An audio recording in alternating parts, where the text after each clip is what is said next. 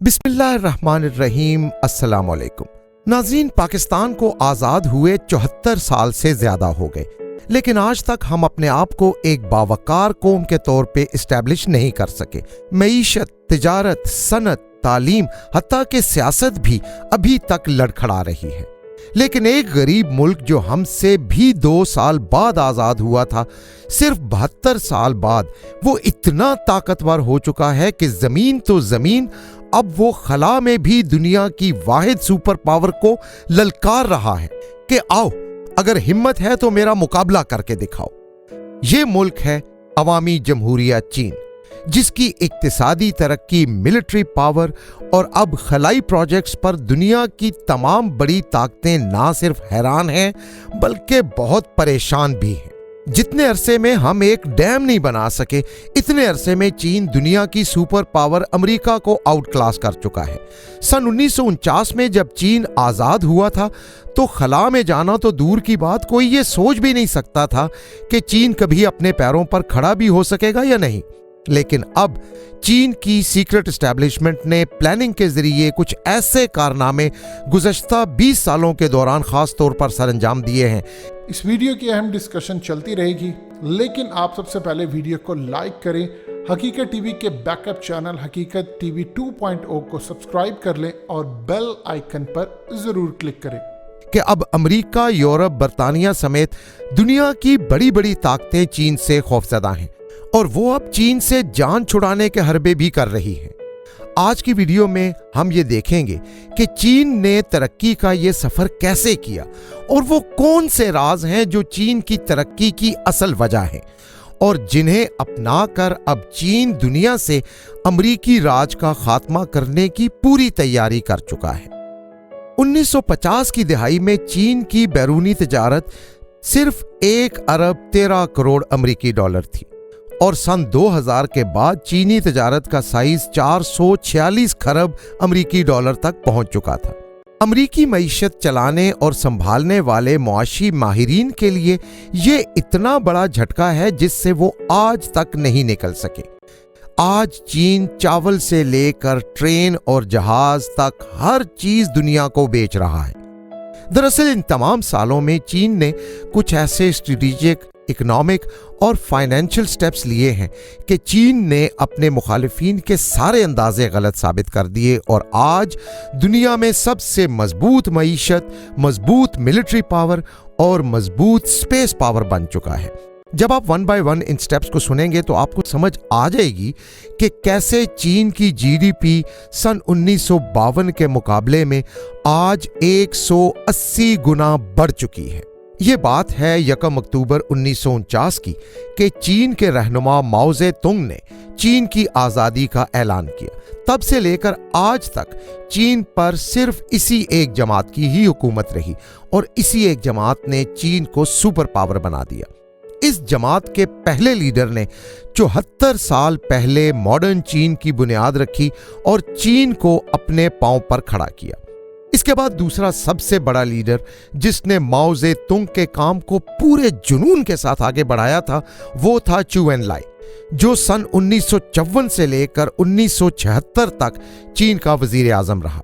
और चीन के तीसरे सबसे कामयाब लीडर सदर शी जिनपिंग हैं, जिन्होंने चीन को कुछ इस तरह उठाया है कि बस अब चीन के सुपर पावर होने का ऐलान ही बाकी है। चीनी कौम को गुलाम बनाकर रखने के लिए बरतानवी सल्तनत ने एक अजीब हरबा अपना रखा था। उन्होंने चीनी कौम को अफ्यून के नशे पर लगा दिया था। माओ ज़ेतुंग वो लीडर थे जिन्होंने अफ्यून का नशा करने वाले अवाम को दुनिया की अजीम तरीन कौम बनाया। माओ ज़ेतुंग ने सबसे पहले तो ये किया कि चीनियों से नशे की आदत खत्म करवाई, क्योंकि वो जानते थे कि गोरों के बाद ये कौम नशे की गुलाम बन जाएगी। उसके बाद दूसरा बड़ा काम जो उन्होंने किया वो था चीनी कौम से मेहनत करवाने का। उन्हें पता था कि उनके पास दुनिया की सबसे ज्यादा आबादी है और ये भी उन्हें पता था कि दुनिया की ये सबसे बड़ी अफरादी कुव्वत अगर चीन को अपने पैरों पर खड़ा करने का इरादा कर ले तो चीन को एक दिन आसमान पर पहुंचा देगी। कौम को मेहनत का आदी बनाने के लिए उन्होंने क्या किया कि हर घर में छोटी छोटी सनतें खोल दी और फिर आज चीन दुनिया का सबसे बड़ा इंडस्ट्रियल जायंट बन गया है और अगर चाहे तो पूरी दुनिया की मईशत को हड़प कर सकता है। इसकी वजह सिर्फ ये है कि चेयरमैन माओ ज़ेतुंग ने एक पॉलिसी बनाई थी। सादा सी पॉलिसी थी कि कौम फारिग ना रहे, कुछ ना कुछ करती रहे। जब कौम कुछ करेगी तो कुछ बनाएगी, जब कुछ बनेगा तो कुछ बिकेगा और जब पूरी कौम से थोड़ा थोड़ा जमा होगा तो हम दूसरे मुल्कों को बेच सकेंगे। इस पॉलिसी पर अमल करवाने के लिए चेयरमैन माओ का तरीका भी अजीबोगरीब था। चेयरमैन माओ जिस चीज की चीन में किल्लत महसूस करते, कौम को वो चीज बनाने पे लगा देते। फर्ज करें उन्हें पता चलता कि कौम को लोहे की जरूरत है तो वो पूरे चीन के तमाम सूबों में घरों के अंदर या गली मोहल्लों में वो छोटी छोटी मशीनें लगवा देते जो लोहा बनाती। सारा दिन उस सूबे के लोग लोहा बनाते रहते। शाम को सरकारी गाड़ी आती, हर गली मोहल्ले से लोहा जमा होता और उसके बदले लोगों को पैसे नहीं दिए जाते थे, बल्कि उस लोहे के बदले जिसकी जो जरूरत होती वो पूरी कर दी जाती।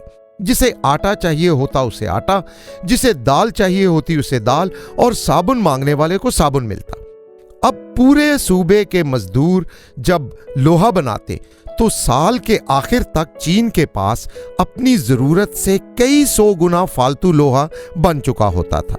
अब आगे वो क्या करते कि इस लोहे को दूसरे सूबे के लोगों को पहुंचाकर पूरे सूबे की मशीनरी को हरकत में ले आते कि इससे फलां फलां चीजें बनानी है। तो ये था चीन की तरक्की का पहला राज। और इसका नतीजा क्या निकला कि आज आप मार्केट चले जाएं तो आपको दुनिया जहान की हर चीज चाइना की मिलेगी।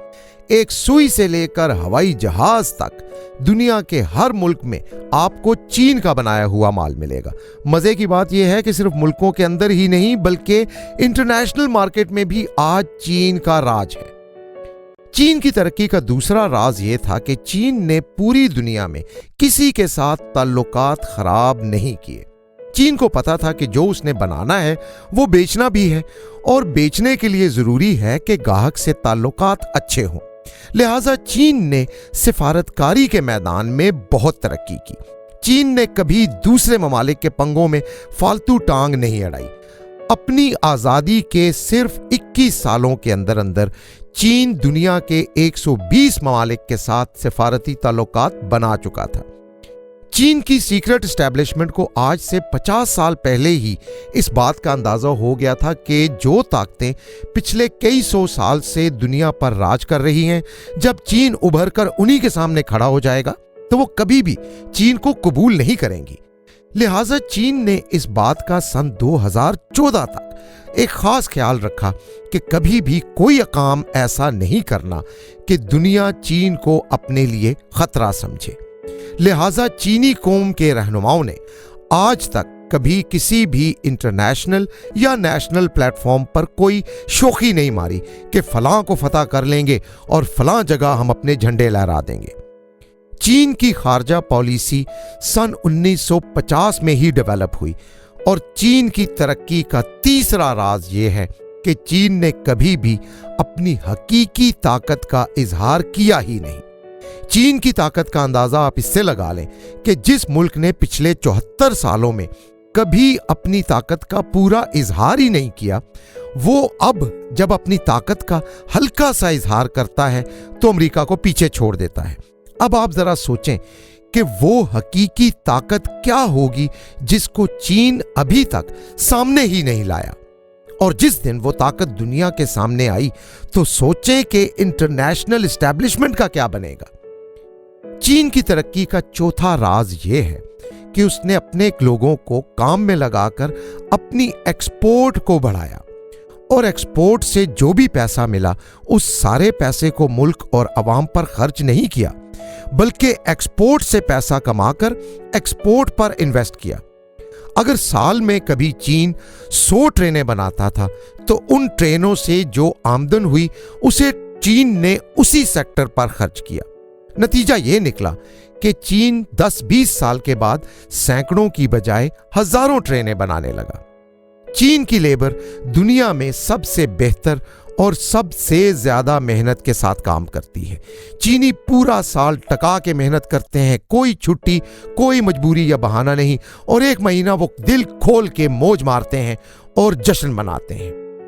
पूरा एक माह का जश्न होता है और कोई काम नहीं करते, लेकिन जब काम करते हैं तो सिर्फ काम करते हैं। पाकिस्तानी कौम की तरह नहीं कि आज बारिश है, आज जुकाम हो गया है, आज पुप्पी का हमसाया फोत हो गया। चीनी मजदूरों ने सड़कें बनाने से इब्तदा की थी। इतने ज्यादा मजदूर चीन के पास थे कि चीन की कंस्ट्रक्शन कंपनियां चीन से बाहर निकल के भी काम करने लगी। तो आज चीनी कंपनियां कहीं पोर्ट्स बना रही हैं, कहीं समंदरों पे पुल बना रही हैं, कहीं समुद्रों के नीचे से ट्रेन गुजार रही हैं, कहीं ऊंचे ऊंचे स्काई स्क्रैपर्स बना रही हैं। चीन की तरक्की में बहुत बड़ा किरदार चीन के मजदूरों और इंजीनियर्स का भी है, जिन्होंने पहले अपने मुल्क को डेवलप किया और बाद में फिर वो दुनिया को डेवलप करने निकल पड़े। मिलिट्री पावर में भी चीन को पता था कि एक वक्त आएगा कि अमेरिका हमें आंखें दिखाएगा। इसलिए चीन ने आज तक कभी अपने किसी बड़े मिलिट्री प्रोजेक्ट के बारे में दुनिया को नहीं बताया। चुपचाप खामोशी से मंसूबों पे काम किया और खामोशी से मंसूबा मुकम्मल करके खामोशी से ही अगला मंसूबा शुरू कर दिया। चीन मुकम्मल राजदारी के साथ खुद को फौजी सतह पर मजबूत बनाने के लिए पिछले 40 सालों से मुसलसल खुफिया मेहनत कर रहा था, और ये मंसूबे इतने खुफिया रहे कि बराक ओबामा के दौर तक अमेरिका में चीन को इस काबिल ही नहीं समझा जाता था कि उसे अमेरिका के लिए कोई खतरा समझा जाए। अमेरिका 9/11 के बाद अफगानिस्तान में उलझा, फिर शाम और इराक में, और चीन चुप करके साइड पे रह के मेहनत करके अपने आप को डेवलप करता रहा। जब अमेरिका को पता चला कि चीन एक मजबूत फौजी कुव्वत बन चुका है, तब तक पानी सर से ऊंचा हो चुका था, क्योंकि चीन तब तक मईशत के साथ साथ फौजी तौर पर भी इतना पावरफुल हो चुका था कि चीन से जंग नहीं की जा सकती थी। ये सारा कुछ करने के बाद चीन ने एक मास्टर स्ट्रोक खेला और ग्लोबल लेवल पर BRI मंसूबे का आगाज कर दिया। ये बेल्ट एंड रोड इनिशिएटिव मंसूबा एक ऐसा मंसूबा है जिसके जरिए चीन पूरी दुनिया में सड़कों और शाहराहों का एक जाल बिछाता जा रहा है। यूं ना सिर्फ उसे मार्केट्स में एक्सेस मिलेगी, बल्कि पूरी दुनिया के उन सब मुल्कों में जहां से BRI गुजरेगी, वहां चीन का इन्फ्लुएंस भी बढ़ेगा। जिस दिन ये मंसूबा मुकम्मल हुआ, चीन की मईशत का साइज अमरीकी मईशत के साइज से बढ़ जाएगा और अमरीकी सुपर पावर पाश पाश हो जाएगी। आज़ादी से अब तक चीन करोड़ों लोगों को गुर्बत से निकालकर अमीर बना चुका है। जब चीन पर कोविड का अटैक हुआ तो चीन ने 1500 बिस्तरों का अस्पताल सिर्फ 5 दिनों के अंदर बनाकर मशीनरी मुकम्मल करके ऑपरेशनल कर दिया था। चीन ने ऐसे ऐसे अजूबे दुनिया के सामने करके दिखा दिए हैं कि अमेरिका के अलावा उसके इत्तेहादियों को भी यकीन हो चुका है कि अब मुस्तकबिल चीन का ही है।